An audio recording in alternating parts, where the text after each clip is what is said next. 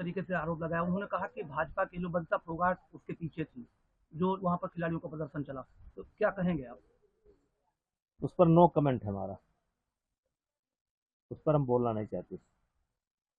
किसी भी जो उन्होंने विनेश फोगाट नहीं, उनके किसी किसी विषय पर मुझे बोलना नहीं है। जो मुझे बोलना है मैं कोर्ट में बोलूंगा। अब कोर्ट का केस जब समाप्त हो जाएगा तब उस बोलूंगा। अभी उस पर कुछ नहीं बोलना है। आपने कहा था हुई है वही जो राम रच रखा। तो उसी का इंतजार तो कर रहे हैं, वही है वही जो राम रचा का। बजरंग बली के अब हो पुजारी तो हैं आप। रहा है। बजरंग अब बली। अब हो तो रहा है। अब आगे जब समय आएगा तो बोला जाएगा। अभी क्या बोले? अब बोल रहे हैं लोग, वही लोग बोले। हमारा बोलना उचित नहीं है। ट्रायल को लेकर भी उन्होंने कहा कि जो जो ट्रायल नहीं हुआ ये गलत हुआ। अब साक्ष्य मिली की बात मान रहे हैं? अब जानिए, जाने दीजिए। हम तो सब पहले आप बोल चुके पहले ही हैं। कह चुके थे कि ट्रायल में अब छूट हम है नहीं। हमारे मुंह में शब्द मत डालिए। हम इस कुश्ती के विषय पर नहीं बोलना चाहते। चलिए। अच्छा तेलंगाना में जिस तरीके से चलिए। अच्छा तेलंगाना में जिस तरीके से कांग्रेस सरकार है, वहाँ 6-7 मंदिरों पर हमले हुए, मूर्तियां खंडित की गई, बीजेपी के लोग प्रदर्शन किए, उन पर लाठीचार्ज किया गया। मंदिरों को निशाना बनाया जा रहा है वहाँ। देखिए, जिस तरीके से बयानबाजी कांग्रेस के नेता कभी कभी कर देते हैं। अब जैसे इन्होंने कहा था कि जम्मू कश्मीर में जिस दिन हमारी सरकार बनेगी हम धारा 370 को समाप्त करेंगे। अब वो गले की हड्डी पड़ गया। धारा 370 को अब दुनिया की कोई ताकत समाप्त नहीं कर सकती है। तो अब ये बिना सोचे समझे ये बड़े लोग जो बोलते हैं, इसका असर समाज पर पड़ता है। और उसी का परिणाम है कि मंदिरों पर हमला हो रहा है। महाराष्ट्र में जिस तरीके से हमला ठीक ही है।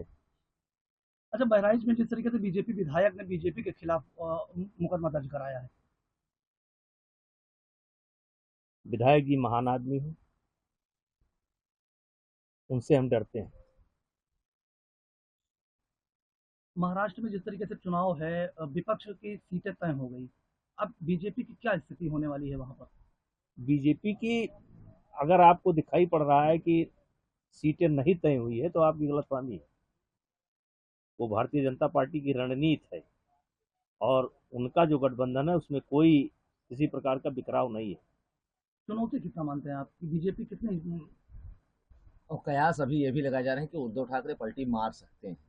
अब भाई कयास तो आप लोग लगा रहे थे कि हरियाणा में सरकार बन रही है जी।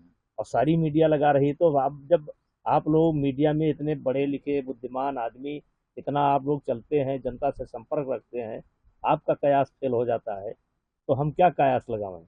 लेकिन जो आपने सवाल किया है कि उद्धव ठाकरे पलटी मार सकते हैं, इस पर मैं कुछ नहीं कहूँगा। लेकिन भारतीय जनता पार्टी और उद्धव का जो संबंध है वो नेचुरल संबंध है। और पिछले चुनाव में सीटें लड़ने के लिए शिवसेना को ज़्यादा मिली थी, बीजेपी को कम मिली थी। और उसी मुख्यमंत्री पद को लेकर के उद्धव जी गए और आज वहाँ भी कांग्रेस ने, एनसीपी ने मुख्यमंत्री पद का उम्मीदवार उनको नहीं माना है। हम अंदर खाते क्या बात है। तो राजनीति में कुछ भी संभव नहीं है, कुछ भी संभव है। ये बयान हमने संजय राउत जी का भी देखा है, उद्धव जी का भी सुना है। तो अगर उनको सम्मान नहीं मिलेगा तो कुछ भी हो सकता है। क्योंकि आपने बात की हरियाणा की, तो हरियाणा में तो अप्रत्याशित था सब कुछ। तो ऐसे में कैसे देखते हैं आप ये झारखंड और महाराष्ट्र के चुनाव को? अब जब हरियाणा में सरकार बन गई तो झारखंड महाराष्ट्र में तो मामला ठीक ही है। अच्छा बहराइच में जिस तरीके से बीजेपी विधायक